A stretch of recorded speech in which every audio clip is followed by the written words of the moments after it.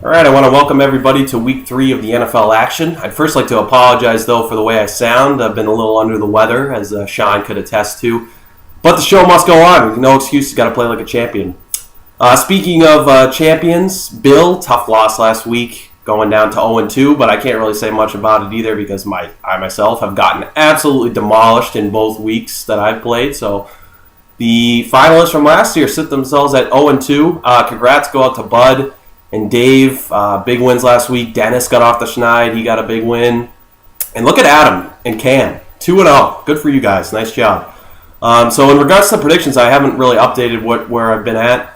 Last week went 3-2 overall. I am now at 4-6, so little under 500. Got to get that going. Had a tough week 1, so we'll look to bounce back. So let's get into it. First matchup we have this week will be Bud versus Steve. So as I mentioned, Bud's coming off an absolutely monstrous win over myself last week, while Steve had a tough one last week and ended up going down to 1-1. But Jordy Nelson last week for Bud was fantastic. He has another really nice matchup coming his way with Detroit, so he has a chance to get near the 20-point mark. I really like the pickup that Bud made of Ahmad Bradshaw. He's really been a nice producer for the Colts this year. He's had some really nice performances, and with Richardson falling off the face of the earth, I think he's going to be a great move moving forward.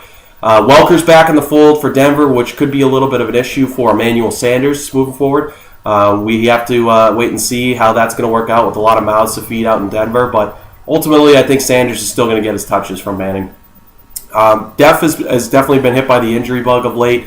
Doug Martin, Jordan Cameron, but he does get Wes Welker back this week, so that definitely could help if he's inserted into the lineup. We now have Cousins taking over in Washington, as I predicted earlier. I didn't expect an injury this soon, but Cousins is now in the saddle in Washington. That really could be helpful for Garcon because Garcon's been struggling a little bit, so this could be the move that gets him going. With Martin now reported being out tonight, apparently, Ridley could work his way into the lineup for Steve. He looked pretty good last week with the touchdown. He got the bulk of the carries. So with the Patriots, it's kind of tough to predict what they're going to do on a given week, but Ridley could be a good pickup for Steve rather. So Steve still has some things to do with his lineup. I don't think he's checked his team yet, but even with him putting in Cameron and Crabtree and Ridley, I actually like Bud to move on to a win for this week, moving up to 2-1. Next matchup we have is Dennis versus Bill.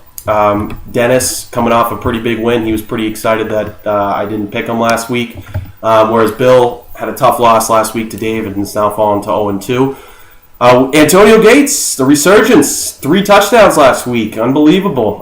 Suddenly he looks like a pretty good tight end for Dennis moving forward, so that could be a nice little addition to his lineup. Rainey was a good pickup for Dennis as well. He'll start tonight against Atlanta. They give up a ton of yards to running back, so I really like him. On the flip side, I really don't like Chris Johnson. Ivory seems like he's kind of taken over as the lead back out of the Jets' backfield, so that could be a problem for Chris Johnson. I really don't think that he's going to have a good week. Fitzgerald last week definitely benefited with Stanton moving in at quarterback for the Cardinals. So now Carson Palmer doesn't appear like he's going to play this week, so that really bodes well for Fitzgerald to potentially find the end zone against San Francisco. Doesn't appear flashy when you look at Bills' running backs with Morris and Foster, but they've both had really solid seasons thus far. They've had 2 good weeks.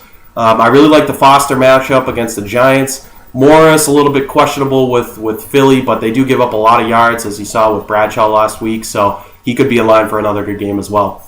To me, when you look at this matchup, Chris Johnson definitely stands out for me, as I mentioned, and I'm not really wild about Deshaun Jackson either, but I really think Dennis is pretty solid up and down the board, and I think that no, I'm not going to pick Dennis. I wouldn't do that to you, so I'm going to go with Bill to get his first win of the season. So the next matchup we have is Sean versus Cam. Sean coming off a tough loss, whereas Cam is now looking to move to 3-0, which would be good for him. Some of the guys that were really big for Sean in week 1, like Cordarrelle Patterson, Cooks, and Roddy White, they all had pretty subpar games last week.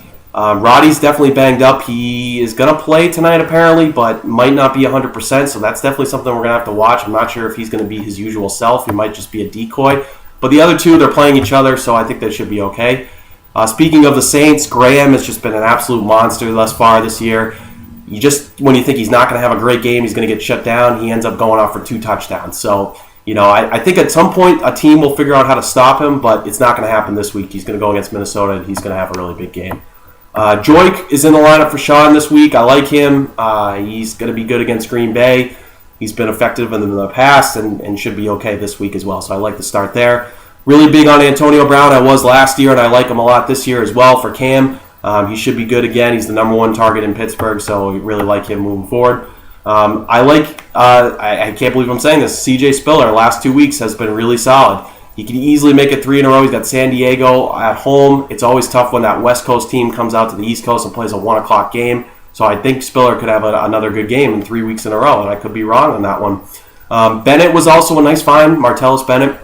He's had touchdowns in both games this season, and he's really become more of a target now with Jeffrey and Marshall being a little banged up, so definitely a good find for Cam in that one. I definitely think this one's going to be a little bit closer than what the score would predict. I really don't like Roddy White tonight. I think he's going to have a bad game, but Cam has a couple of guys that I've seen in his lineup that I'm not wild about. They're boomer bust type players that make me a little nervous. So I'm going to end up going with Sean. I think Graham's going to carry him to another victory, so I think Sean will take this one and go to 2-1. Next matchup we have is myself versus Ryan.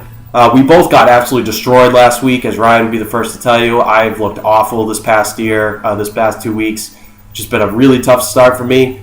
A lot of injury problems for me in the lineup. We have Charles that went down with an injury. The week before is Jordan Cameron, Cam Newton, Andre Ellington. The list goes on and on. But, no excuses. Niall Davis is in the lineup now to replace Charles, so he should be solid and get the usual touches that Charles would get.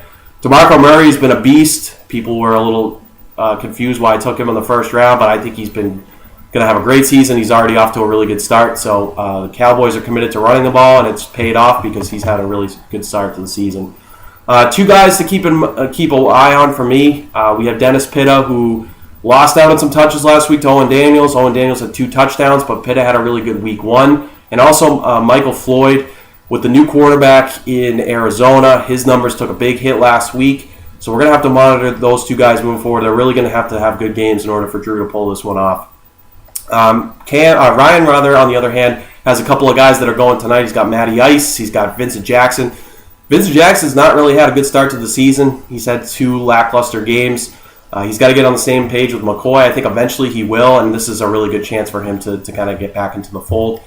Rashad Jennings, as much as I'm not a huge fan of him, he is really the only running back in the Giants' backfield. They haven't really been using Andre Williams, so I like him again. Houston has a decent defense, but he still should get a lot of touches in the Giants' backfield. I also like the nice start that Ryan has going on with Kyrie Robinson. He's taken over for Ingram in there in New Orleans, and with the Saints, kind of like the Patriots, it's tough to predict who's going to have a really good game for them other than Graham or Breeze. But I think that he actually could come through with a touchdown. He's going to be the goal line back, and they could definitely get some opportunities to score against Minnesota.